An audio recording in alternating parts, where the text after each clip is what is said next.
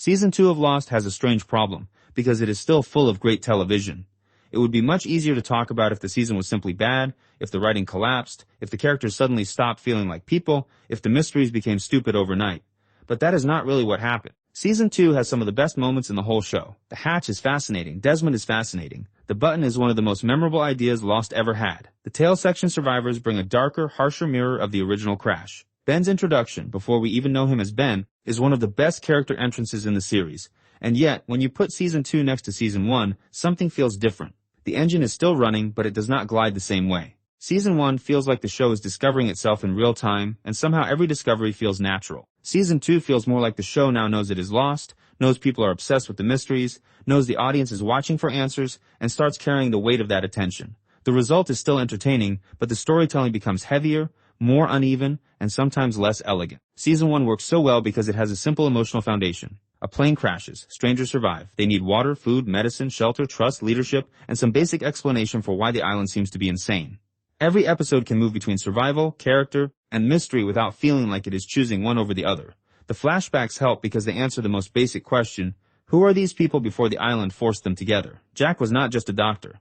Kate was not just a criminal. Locke was not just the weird knife guy. Sawyer was not just the selfish con man. Saeed was not just a competent soldier. The island story and the past story feed each other very cleanly. Season 2 does not have that same clean design. It opens with the hatch, and the hatch is a great hook, but it also changes the nature of the show. Season 1 is about people trapped in the open, surrounded by jungle, ocean, and uncertainty. Season 2 puts a large part of the story underground, inside a controlled room with rules, numbers, food supplies, a computer, and a countdown clock. That is interesting, but it also turns the story from survival drama into management drama. Suddenly the question is not only how do we live on this island, it becomes who is pressing the button, who believes in the button, who doubts the button, and what does the button mean? That can be strong, especially for Locke and Jack, but it narrows the feeling of the show. The button is a brilliant idea, but it also creates a storytelling trap. Every 108 minutes, something has to be done, and yet for much of the season, the audience cannot fully understand the stakes. The characters argue about faith, science, destiny, responsibility, and fear, but the show has to keep the truth hidden because mystery is part of the structure. So the button becomes powerful symbolically, while sometimes feeling repetitive dramatically. Locke believes, Jack resists, someone presses it, someone doubts it. The clock runs down, the alarm screams. The same tension comes back again and again. In Season 1, mystery usually grows out of immediate danger. There is a monster in the jungle, there is a French transmission, there are polar bears. Ethan is not on the manifest, Claire is missing. The raft has to be built because rescue feels possible. The questions are strange, but they are attached to survival. In Season 2, the mysteries are bigger, but they often feel more separated from daily life. Dharma, the hatch, the orientation film, the button, the map, the other stations, all of that is interesting, but it also makes the show feel more mechanical. You can almost feel the writers building a mythology machine. That does not mean the mythology is bad. The Dharma stuff gives Lost a new flavor. It adds history to the island. It suggests that the survivors did not just land in a magical jungle, but in a place where other people tried to study, control, or exploit something they did not understand. That is good material. The issue is pacing. Season 2 introduces enough ideas to make the world feel larger, but it does not always make those ideas emotionally urgent. The audience wants answers, the show wants to delay answers, and sometimes the delay becomes more noticeable than the story itself. The tail section storyline is probably the clearest example of Season 2 being ambitious but less smooth than Season 1. On paper, it is a great idea. We spent the first season with the front section survivors, so now we learn there was another group on the island having a completely different experience. Their version of the crash is much worse. They are attacked early. They lose children. They become paranoid. Ana Lucia has to become a leader in a more brutal environment than Jack ever faced. That contrast should be incredible. And in one episode, the other 48 days, it is incredible. That episode works because it has urgency, structure, and purpose. It shows us how the tail survivors were shaped by fear, and it makes their hardness understandable. The problem is that once they join the main camp, the integration is awkward. Ana Lucia especially feels like a character the show wants us to understand, but the audience is not given enough time to settle into her before she becomes a source of conflict. Her killing Shannon is shocking, but it also damages her relationship with the audience almost immediately. After that, the show has to work uphill to make people care about her inner pain. Mr. Eko is the exception. He enters with mystery, weight, and silence, and the show knows how to use him. He feels like he belongs to Lost immediately because he has that Season 1 quality. You want to know his past, but you also want to watch him in the present. His flashback gives him a clear tragedy, and his relationship with Faith makes him a natural counterpart to Locke. Eko is one of the best parts of Season 2 because he does not feel like a plot device. He feels like a person carrying an entire life behind his eyes. Ana Lucia, Libby, and some of the others do not get the same treatment. Ana Lucia has strong material, but her arc feels compressed. Libby is even more frustrating because the show hints that there is more to her, especially with the mental hospital connection, and then never properly pays it off in the season. It creates a feeling that Season 2 keeps adding pieces to the board without always knowing which ones it can afford to develop. Season 1 also had many characters, but it handled them with cleaner focus. Season 2 expands the cast while also expanding the mythology, and that puts pressure on everything. The flashbacks are another reason Season 2 feels weaker. In Season 1, the flashbacks often feel essential. They redefine the person in the present. Locke's wheelchair reveal changes everything about how we see him. Jack's relationship with his father explains his need to fix things. Sawyer's letter explains the wound beneath the act. Sayid's past gives moral weight to his skills. Even when the flashbacks are simple, they usually arrive at the right time. In Season 2, some flashbacks are still excellent, but others feel like the show is stretching. Once you have already given characters their biggest reveals, the next flashback has to dig sideways instead of downward. It has to find another layer, another incident, another old relationship, another small trauma. Sometimes that works. Sometimes it feels like homework. Jack has more father issues.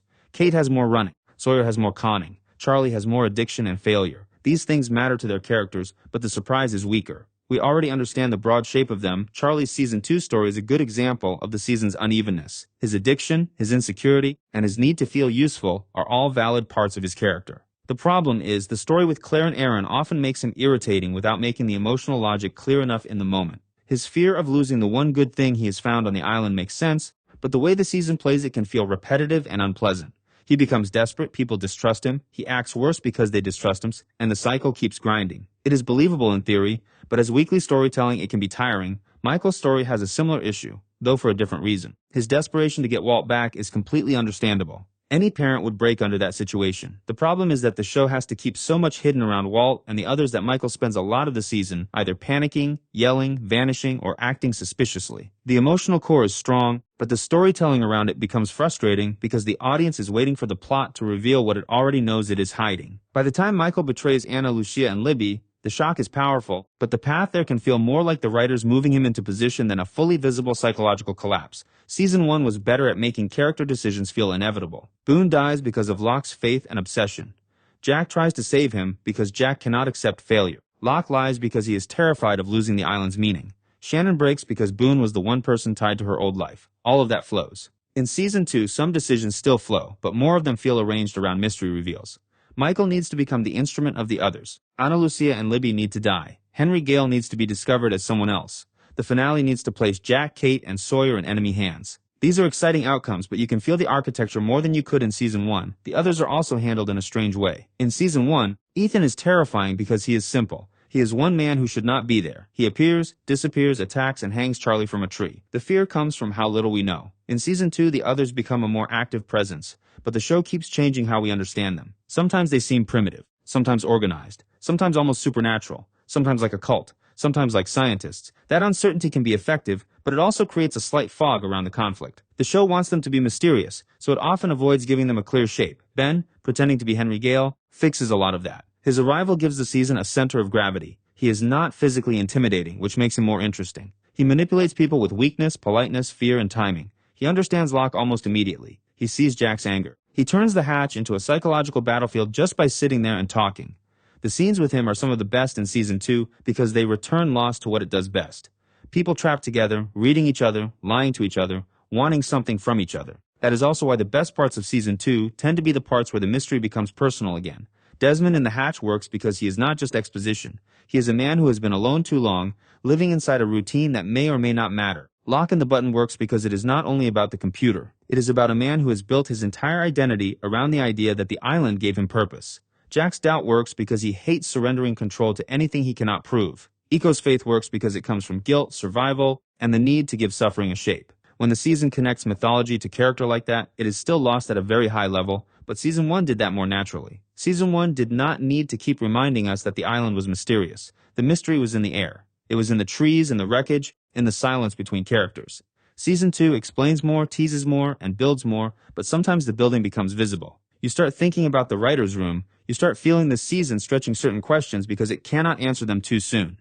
The show is still compelling, but the spell is slightly less clean. There is also the simple problem of expectation. Season 1 had the advantage of surprise. Nobody really knew what Lost was yet. It could be a survival show, a character drama, a mystery box, a supernatural story, a science fiction story, or all of them at once. Season 2 no longer has that innocence. The audience has expectations now. They want answers about the hatch. They want to know what the monster is. They want to know who the others are. They want to know why Walt is special. They want to know what the numbers mean. The show has to feed those expectations without ending the game too early. That is a hard position, and you can feel the strain. To be fair, Season 2's finale is strong because it finally releases a lot of pressure. The button was real. The hatch mattered. Desmond's past connects directly to the crash. The system failure explains something huge without explaining everything. Michael's betrayal lands. The others become more dangerous. The season ends with the island suddenly visible to the outside world in a new way. That finale reminds you that Season 2 was not wandering for no reason. There was a design underneath it. The problem is that television is not only about destination, it is about the feeling of movement. Season 1 has cleaner movement. Each episode feels like another step deeper into the island and another step deeper into the people. Season 2 has more stalls, more detours, more repeated arguments, and more pieces that do not land with the same force. It is bigger but not always sharper. So when people say Season 2 is worse than Season 1, I do not think it means Season 2 is weak television. It means Season 1 had a rare kind of balance. It knew how to make a character's past, the island's danger, and the episode's immediate problem feel like one thing. Season 2 still does that sometimes, but it also becomes more interested in systems. The hatch system, the Dharma system, the other system, the button, the rules, the stations, the hidden structure of the island. That stuff is interesting, but it can pull attention away from the raw, emotional simplicity that made the first season so addictive. Season 1 feels like people trying to survive something they do not understand. Season 2 feels like people trapped inside a story that is getting bigger than them. That difference matters. The first version is more human. The second version is more complicated. Lost needed to become more complicated eventually because the island could not stay a beach camp forever. Still, Season 2 shows the first signs of the show fighting with its own success. It wants to answer questions and create more questions at the same time. It wants to deepen characters who already had perfect introductions. It wants to expand the world without losing the intimacy. It does not fail completely. But compared to Season 1, it loses some of that effortless magic. Season 1 feels like a story being uncovered. Season 2 at times feels like a story being managed. And for a show like Lost, where so much depends on emotion, mystery, and trust, that difference is enough to feel